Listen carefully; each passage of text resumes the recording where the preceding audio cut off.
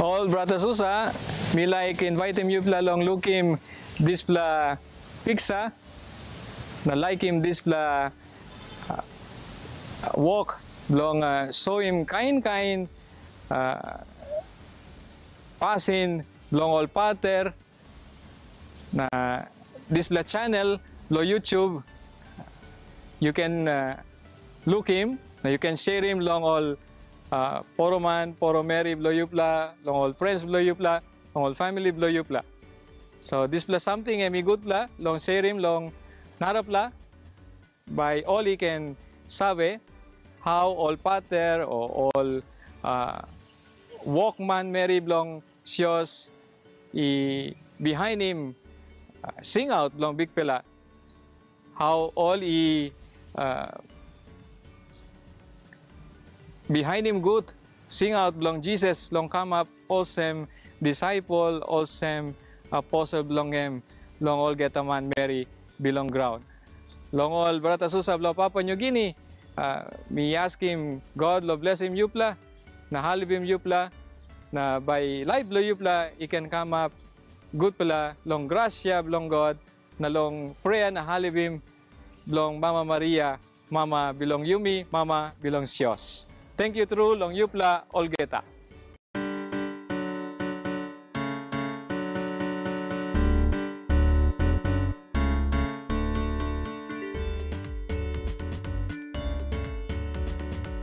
Hey guys, welcome to Mama's Boys.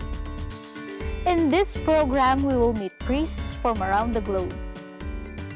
We will discuss interesting features of their lives, from their humble beginnings, their calling, the churches, and more.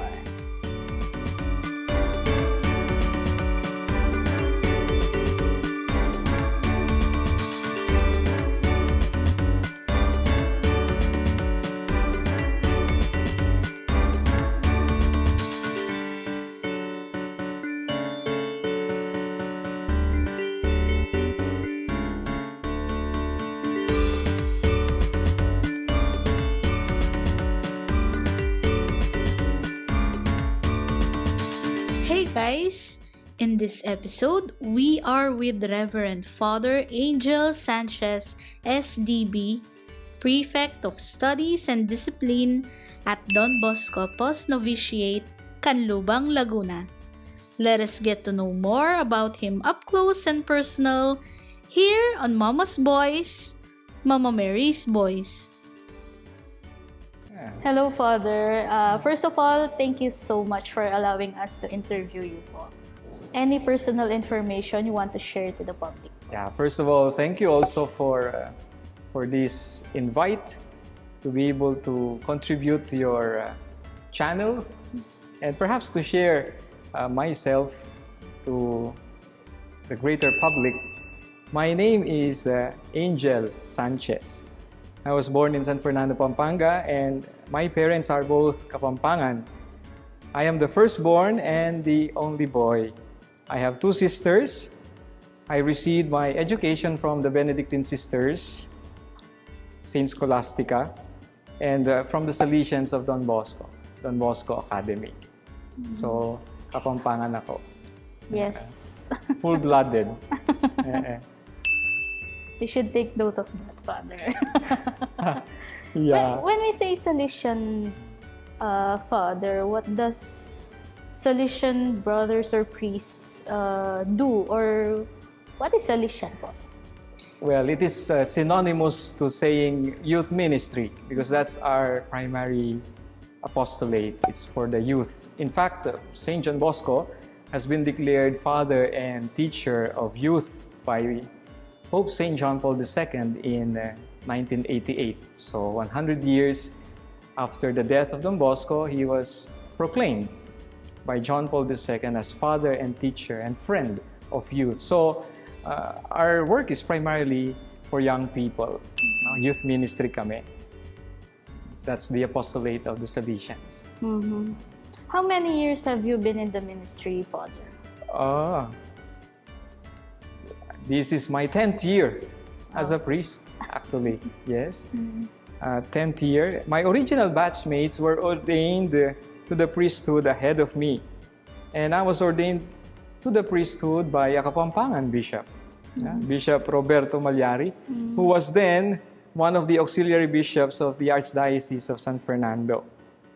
And we were three whom he had ordained on that same day, 6th of May, two as priest and the other as a deacon.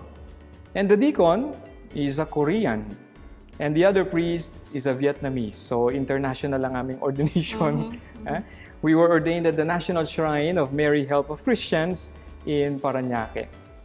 In religious life naman, this is my 19th year in religious life since I entered the novitiate and made my profession. So I made my novitiate in Cebu, and I also professed my first vows in Cebu. So this year, is my 19th year. Wow. In religious life. Father, what's the difference between religious and diocesan priest? Well, for us, we have a particular charism which we try to live in the church through our apostolate, through our ministry. And normally, we live in communities. We don't go by ourselves. And then we follow a particular style of life, common life, prayer life, spirituality, ministry. There's a particular style of living the priesthood and the religious life if you belong to any of the religious congregations or religious orders. So for us Salesians, our style is Don Bosco style because Don Bosco is our founder. What are your previous assignments, Father? Oh, if I recall, because 19 years is a bit too long to recall. As a young professor religious and as a student of philosophy, I did some apostolate in Laguna. I taught in some of the public schools in Laguna, particularly in Canlubang and in Mayapa. And after my philosophical studies, I left for the missions in Papua New Guinea. So even before I became a priest, I was already in the missions. I was already a missionary. And then after 3 years, I came back to the Philippines for my theological studies. While a student of theology, I did some apostolate on weekends in Tondo, in Parañaque, also in Mayapa, Laguna. And during those years, on weekdays naman, I taught at Don Bosco Tondo, Don Bosco Makati, and Don Bosco Mandaluyong. When we return, we will still be with Father Angel. Stay tuned on Mama's Boys, Mama Mary's Boys. You are still watching Mama's Boys, Mama Mary's Boys. Please like and share our social media accounts to know more about our Mama's Boys. Back on our interview with Father Angel. After ordination and after my studies, I went back to Papua New Guinea. I was for 2 years the spiritual moderator in our aspirantate in Port Moresby, in the capital of Papua New Guinea. And then I was also a lecturer for 2 years at the Don Bosco Technological Institute. And for 7 years, I taught at the Catholic Theological Institute. I was teaching liturgy and dogmatic theology. So those were the subjects I taught for 7 years in the regional seminary of Papua New Guinea. And then I was for 3 years also principal in our biggest school in Port Moresby. And eventually, in that same school, I became the rector and at the same time the spiritual moderator. And in my last year in that place, I was also appointed the parish priest. So I was wearing several hats at the same time. And then I was transferred to another school, this time a college, Don Bosco Simbu Technical College in the Highlands region of Papua New Guinea. I was also rector there, and that was my last assignment before coming over to the Philippines. And I just came actually before Christmas, December. In our Salesian Vice Province, Papua New Guinea and Solomon Islands, For some years, I was the provincial delegate for the Salesian family and for the past pupils. So I was trying to organize things for the different members of the Salesian family, as well as for our past pupils, our alumni, the graduates of our institutions there. And also for some years, I was a member of our commission on formation.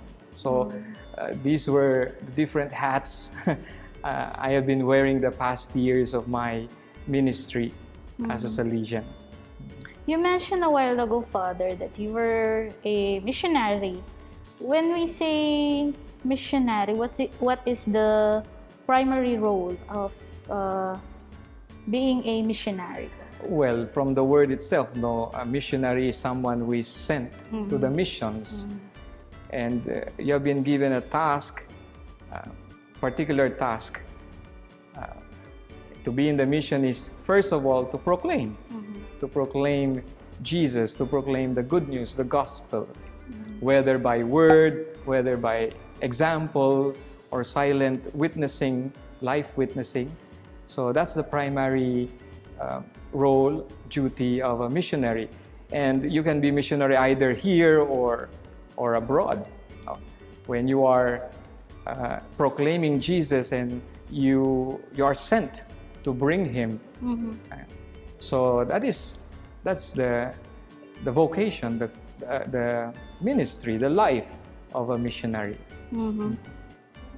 What is your most memorable experience when you were, let's say, in Papua New Guinea? Memorable experience? Perhaps there were so many memorable and God-filled, I should say, God-filled experiences, because my first assignment in the missions was in the remotest mission of the Salesians in that country. Remotest meaning the most isolated. In fact, we didn't have electricity. We were just running on small generator for about 3 to 4 hours every night. And then we would collect our water from the rain. So that's how we survived. Really, we relied much on providence. When we didn't have water, we prayed for rain. And God gave us water. And it was in that place where I have witnessed lots of miracles in my life. There was the phenomenon of the king tide. Normally, there is a particular period during the year when the tide would really rise 2 to 3 meters higher than the usual. And there were instances when our students would be very sick because of malaria, because malaria is endemic in that place. And what I would do is just to, pray over maybe. I would pray, touch their heads, pray over them, and I ask the Blessed Mother to heal them, and they get healed. So these little miracles I have witnessed in my life there in that very remote and isolated place in Papua New Guinea. And the Lord was never lacking in His providence, in His care, in His love for us. And we survived, even in that very difficult and tough situation. Being a missionary, Father, is, I think, in my opinion, is really challenging po. Especially you were in different places like Papua New Guinea. Do you study their culture or their language po, Father? For us, it's a must that we take a course on Melanesian culture, because the culture is very different. They are not Asians, and the way they think, the way they do things is a bit different from the Filipino mind, the Asian mind. And so I took up a course on Melanesian culture at the Melanesian Institute of Papua New Guinea. And also, for us missionaries, it's like given that you try to learn the language of the people, because for us, the language of the people is the vehicle to be able to know the mind and the heart of the people, to be part of their lives, to touch their lives in a very significant way. So for me, I have learned the national language of Papua New Guinea. So there are three national language in the country. English, it's given, no? But Tok Pisin or Pidgin, which I speak, and then Motu. In fact, in our Salesian parish, there, when I was parish priest, all the services are in Tok Pisin. So we don't have English liturgies in the parish. So everything is in the language. And when I was transferred to another school, there was the Diocesan Shrine of St. John Bosco. And all the services there, especially Sundays, are also in the language of the people. So it's like given for missionaries to have that desire to learn the language of the people if they want to really touch the lives of the people they serve. If I may ask, Father, why did you choose to become a priest? Oh, this is a $1 million question. You know, as I look back and as the years go by in my ministry and life as a priest, it becomes more and more clear to me that it is, after all, a mystery known to God alone why He chose me to be a priest. And it's not easy to answer the question because sometimes we can intellectualize, we can rationalize and say, well, this is my vocation, or I feel like, you know, I'm at home with this kind of lifestyle or something like that. But the bottom line is, it is God who makes the call, and we just respond to Him, actually. When we return, we will still be with Father Angel. All this and more on Mama's Boys, Mama Mary's Boys. Welcome back on Mama's Boys, Mama Mary's Boys. Don't forget to like and share our social media accounts to know more about our Mama's Boys. Back on our interview with Father Angel.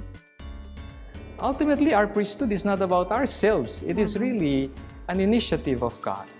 In fact, when we make our first vows as Salesians, in the formula of profession, it's very clear. The very first statement we say when we make the first vows, God my Father, you consecrated me to yourself on the day of my baptism. You consecrated me to yourself. It was the initiative of God to call us and to make us His priests. It is never our doing.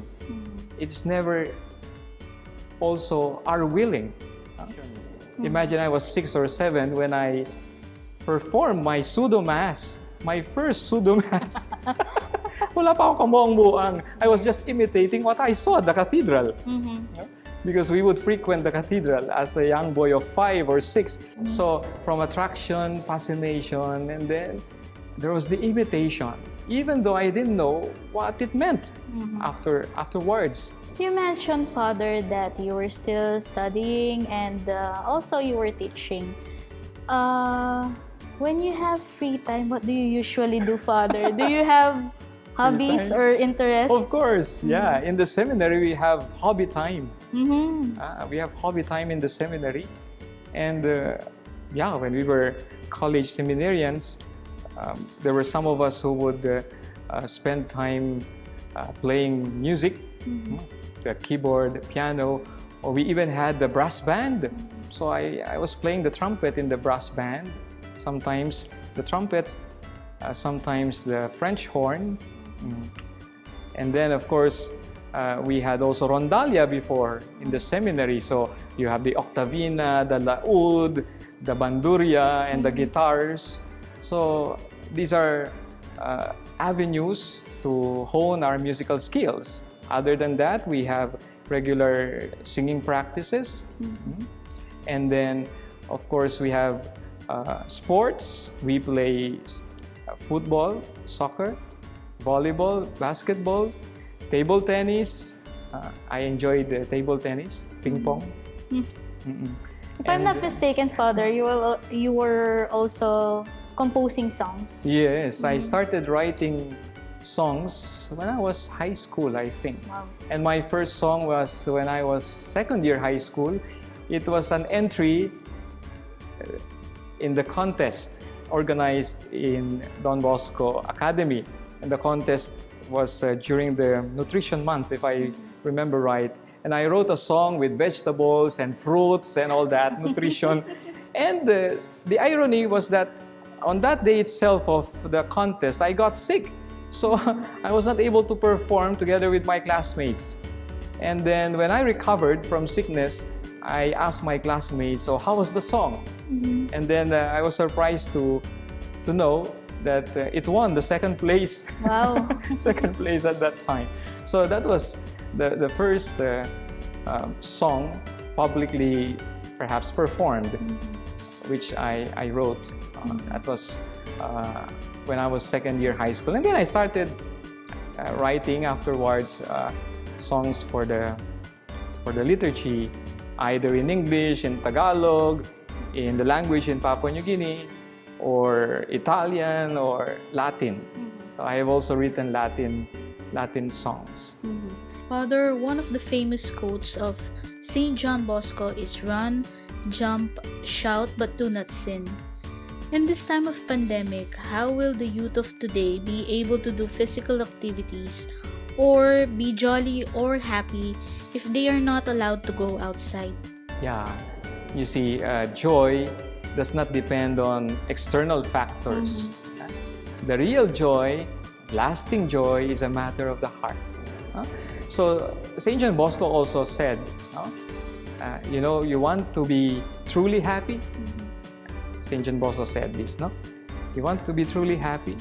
Make sure that you have a good relationship with God. Your soul is in place.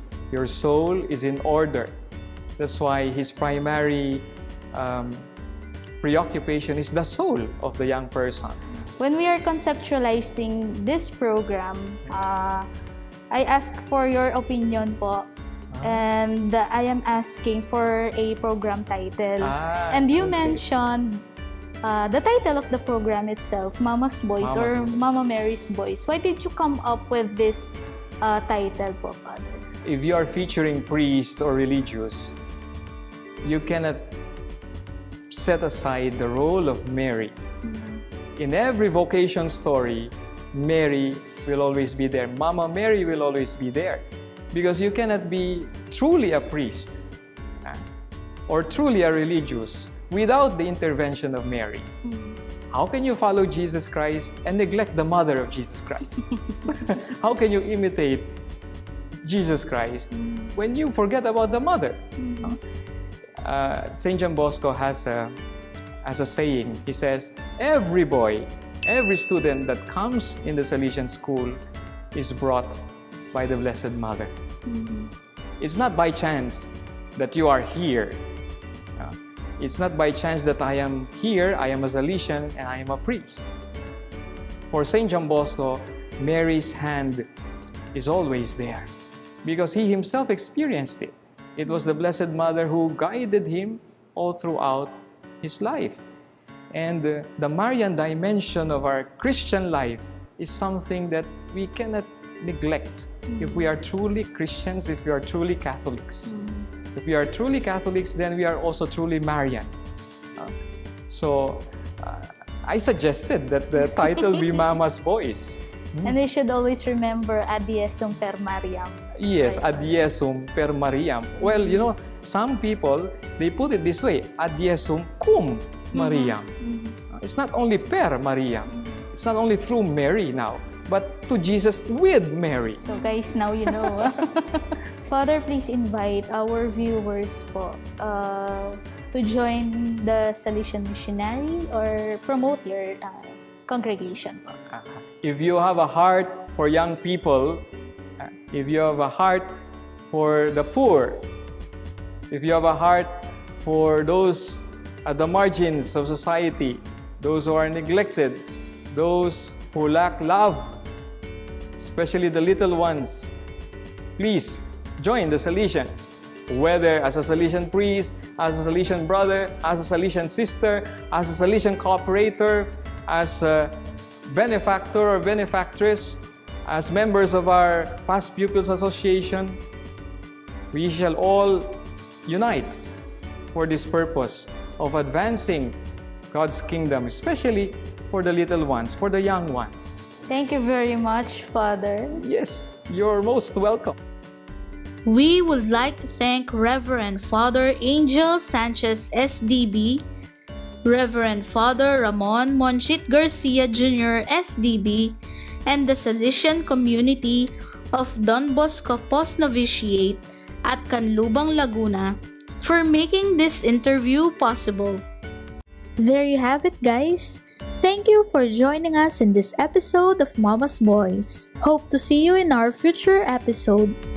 This has been your host, Karen Ding. Jamataray Shune!